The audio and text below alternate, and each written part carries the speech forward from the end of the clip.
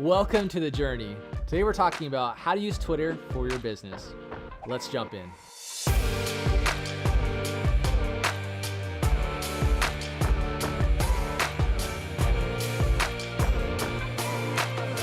I hear a lot from different businesses that Twitter is dead, it's irrelevant. Why should we be on Twitter? What are some pros to using Twitter? So I hear that all the time too, and it's absolutely not the case. It's on the rise. Popularity is growing, and Twitter is really unique in that the real time that it embraces is what makes it so special. Should all businesses use Twitter, or should some? Are there certain use cases where you probably should avoid it? I'm a big fan, I'm a huge advocate of using all three platforms, Facebook, Twitter, and Instagram, because they work better together.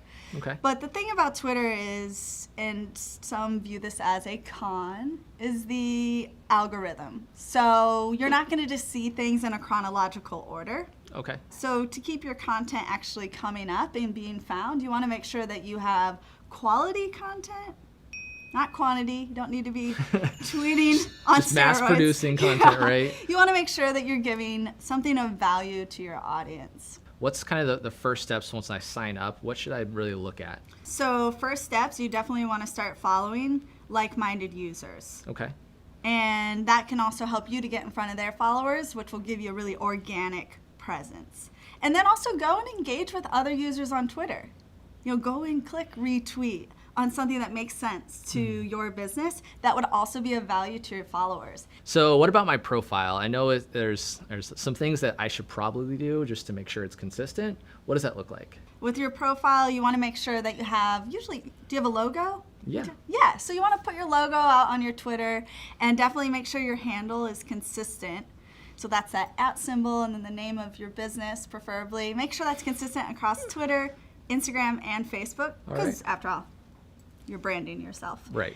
And then from there, you have like a little bio description right beneath the photo and your handle. Cool. So one of my just absolute favorite topics ever are hashtags. Hashtag, I did it all for the cookies, right? Tell us about kind of the best practices using hashtags. Should we just go on a hashtag tangent? Are there best practices? What should we avoid? Give us a lowdown. Yes, so definitely reel it in. Don't need to go hashtag crazy. Okay. But I also love hashtags.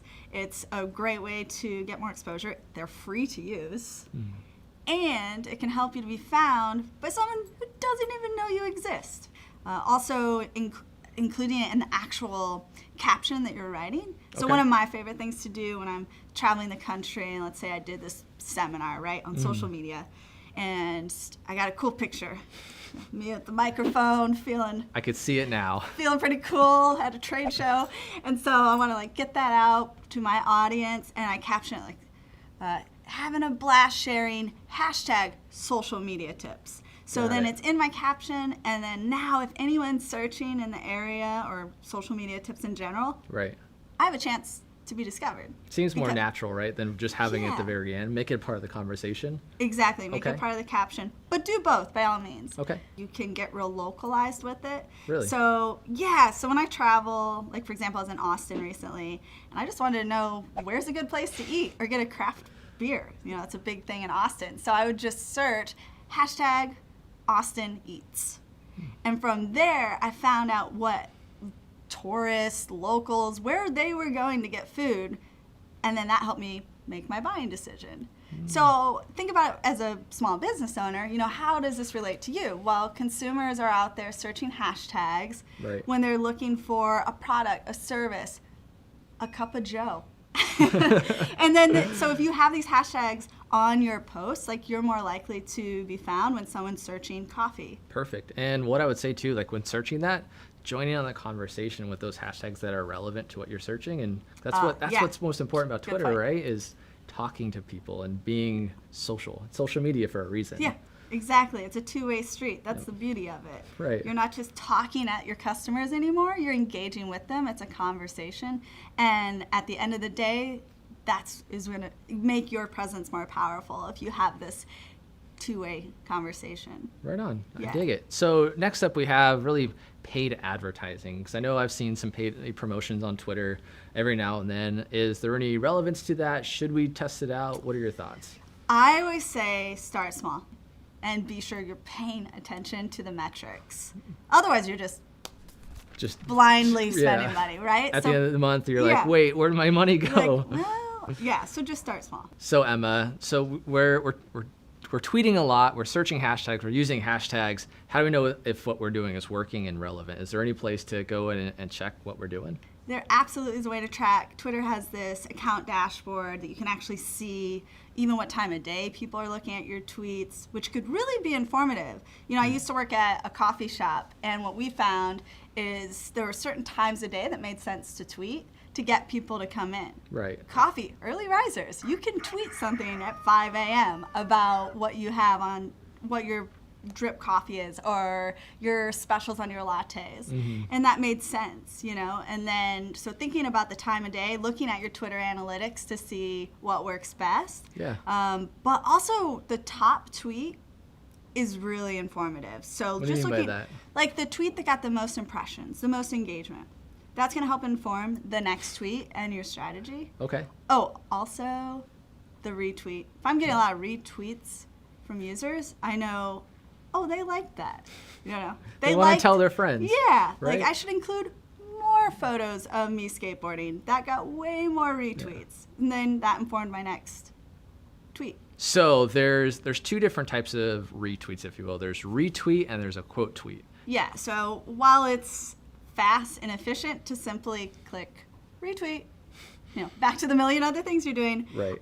We found it to be more beneficial to quote, add your own caption, because then you're adding your personal flair to it, and you're really explaining the relevance of that tweet to you. Why are you retweeting it? Sometimes I feel like I'm spending all day on Twitter. Is there a way for me to not have to do that? Like, can I just go and do it just once a day? Because I schedule things. Like, help me out here.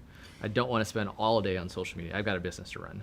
Absolutely. So there are ways to outsource. Okay. If you don't want to do this, GoDaddy Social. There are teams that can take this off your plate. But if it's something you want to do on your own, you want to be beneficial with your time. So I strongly, strongly encourage a content calendar. Okay. What's So that way you get a calendar, a blank calendar, and you just plan out a couple days a week that you want to tweet and do it months in advance. So then you don't miss piggybacking off of a holiday. Even unofficial holidays like National Hot Dog Day. Or There's literally a random holiday for every day. Yeah, you and can not spin all off of them are going to make sense to your business, Right. but if they do, you can really piggyback off of that with Twitter. But the content calendar is going to be key to help you plan out in advance. So you're not rushing and scrambling like, oh, I haven't been on Twitter for a few Right. days and I just need to go out there and tweet. Yeah. 'Cause No. One tool that I found that is pretty cool is TweetDeck. Have you checked that out? No, I haven't. So TweetDeck actually lets you, it's inside of Twitter itself, but it lets you schedule out your own tweets so that you don't have to go in every day and post. You Sure. can literally take some time or chunk out of your Monday, right, and schedule Totally. out your content calendar, and it'll just spin it for you. Yeah, and I would just be cautious with that though, because while that's maybe a good way for you to manage your time rather, you want to make sure that those times of day are working for your consumers, because that's the key. You want your tweet to connect with your consumer at the most optimal time. All right, thank you so much, Emma. This has just been a blast. I'm going to invest in Twitter now. Like it's changed my life. So thank you. Hashtag life changing. Hashtag life changing. Awesome. Well, thank you all so much for watching. This has been The Journey. Make sure you like, subscribe, comment below. Let us know your thoughts. Let us know what you want to see next. And thank you for watching.